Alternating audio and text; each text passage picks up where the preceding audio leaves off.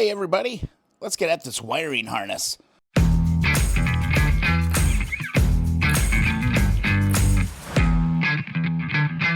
All right, just continuing on with the disassembly of the 1966 CB160. Let's get after that wiring harness. Let's get it out of there. First things first, we got a couple screws we got to get out of here, so grab your JIS screwdriver.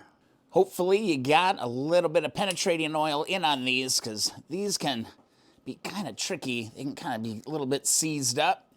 This one, even though the head is stripped out pretty bad, it's coming out. It's a pretty short one. Shouldn't take too long. There we go. And wouldn't you know it, I got a little surprise on this side. Flathead. That ain't stock. Let's see if we can get as lucky on this one. Hey, it's turning. And now the moment that probably causes a lot of mini heart attacks in people. Once they remove this headlight bucket, this one's stuck on there pretty good. I feel like a little flathead down below here is all you're gonna need. Now the moment of truth. Here we go. Look at this. There ain't much going on in this bucket. 350s are way worse. You gotta love these old bikes, man. Pure simplicity. Let's start working our way front to back. We've got all these headlight wires. Green is always gonna be ground. Go ahead and pull that bullet connector. Looks like we got blue to blue right here. Pull that one out. That's a double blue. Two blues were actually plugged into that one. And then we got a red. So far, so good. All the colors are lining up. Headlight is out. This will be fun to test. So far, so good. All the colors are matching on everything.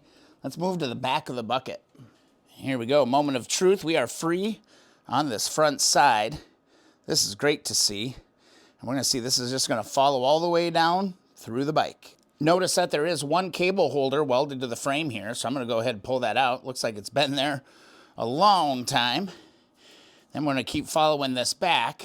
All right. And now it takes a dip down underneath to another connector point right there.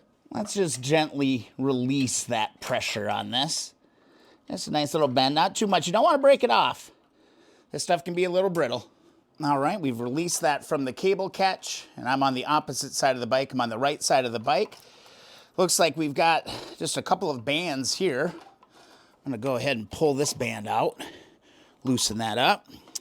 And here, we're gonna have a blue, and I can't discern what color that is right there. Sorry for bumping the camera. Let's move you down just a little bit. I got this air filter kind of in the way. But let's go ahead and pull this blue. It's kind of crusty under here. That came apart okay. And this looks like a black. Yep, that's black power right there. Kind of tucked in right along this thing that we just took apart. We got a green, red, yellow, pink, and brown. And that all looks to be going inside the motor. So that's probably going to our rotor assembly. Let's go ahead and disconnect all of those. All the colors match so far. I've gotten this far, so I'm going to go ahead and pull my wiring harness through. Just like this. Oh, looks like we got one points connector up here. Right here, we got a black wire coming out of our point. There we go. Now we're free. All right, now it works back to the rectifier. It looks like we might need some bolts, or some tools actually, to get that out. Looks like JIS heads down below to disconnect a yellow. Looks like a white and a red. Not 100% sure. I'm going to take a good picture of this piece. Looks like we can get our JIS to work again here. Start on the left. Oop, that one's kind of stuck in there. I might need to get something on the round on the back. Or it may be easier just to pull the rectifier too. Kind of tucked in on the other side is a 14 millimeter. I believe that this is what's holding in that rectifier. See if I can drop this nut. That came off. Looks like there's a washer on there too. And with that nut removed, the rectifier should come straight back. There we go. That's out of the picture now too. We might as well just go ahead and keep all the electronics together. 10 millimeter on the inside. That'll get rid of the starter solenoid. 2 bolts, one on top, one on the bottom. All right, got that starter solenoid loose. Now all we got to do is disconnect this long lead that goes all the way underneath the motor. This is a 10 millimeter right here. There we go. We got that. There was a washer on that and a nut. So I'm going to go ahead and put that back. And the wire I just removed was this one that runs all the way up underneath the engine, up to the top of the starter. All right, things are looking pretty good here. Let's work our harness back out. Whew, a lot going on here.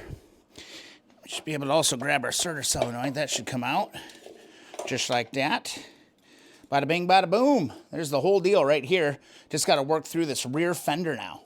Right here, we got a blue and a white, and that is going to the tail light. And that basically frees up the whole damn thing right there.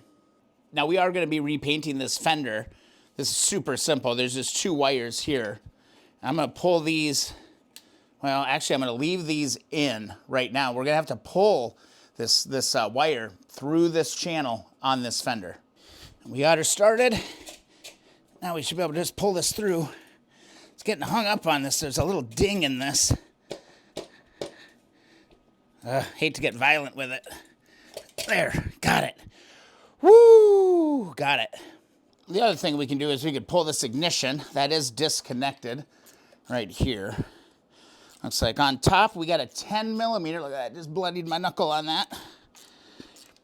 No nut on the back side. That's kind of nice. Another 10 millimeter bolt. And we got a lower one. This is actually one of the engine mounts here. That's a 14.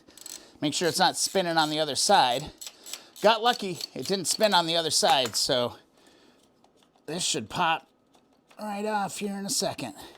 Come on, there we go, just like that. I am gonna go ahead and just replace this nut on the engine mount here for now, just lightly, just so I keep it there. Next, let's go ahead and get this coil out of the way. Again, there's just one coil on a CB160. Blows my mind, actually. These are just 10 millimeters right here. All right, we got that. And one thing to note is that these are collared bolts as well, so we're gonna wanna keep these together. There is a washer. This one's got it baked on there, but there's a washer and a nut on both, or a washer and a bolt on each side. With that, our coil is free. Should have 2 spark plug wires.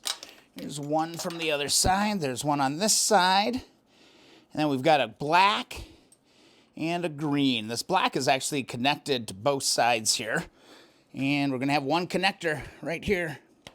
Pull that apart. This one goes to your points. Actually, check that. Looks like there might be a little condenser or something underneath there. It is not easy to get a wrench in on this one. This is a real tight spot, so this is gonna be slow going. And this is by far the hardest one to get at so far. Yeah, it's like literally like a quarter turn at a time. Now we can see what the heck was hiding underneath here. Yeah, definitely. Looks like a condenser of some kind right here. And that condenser looks to be connected right to the points. Let's fish this out of here. There we go. There it is. 2 green wires. How about this thing? That was a booger. Last little piece of wiring on this bike is going to be the brake switch for the foot mark. That's got one of these bands on it, so I'll save these bands. And that thing's gonna be snaked down way down there. Let me give you a better look. So there's a little nuance on the placement of this cable. This is the brake light switch. It goes down through this hole. Let me stand on my head here to try and show you this. The brake light switch is right here. And it basically goes all the way underneath from the looks of it. This is a really tough angle to get for you. That's pushing down. Yeah, so it goes down through the hole, down through the middle, and then your brake light switch goes right there. So I just technically, I guess I just need to, looks like a 14, get a 14, loosen this, and this will slide right off. There we go. Then we can pull our cable down through, hopefully, and get this whole switch mechanism right here. There it is. There's a spring on the end of it too. Don't lose that.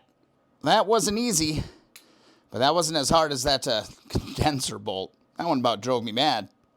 And that should be it. We got the main wiring harness out, and I'm going to tackle this gauge another day. So there you go. Aside from getting a little frustrated with trying to get the one pesky bolt underneath that condenser, that was pretty smooth, pretty straightforward. I hope I did a good job documenting that for you on your own restoration. I know these videos can be super useful to you. All right, we're gonna call it today. So thanks so much for watching. Don't forget to go get that Keep On Wrenching sticker, and be sure to subscribe and hit that alert bell so you know when the new videos are coming. We'll see you in the next video or live stream.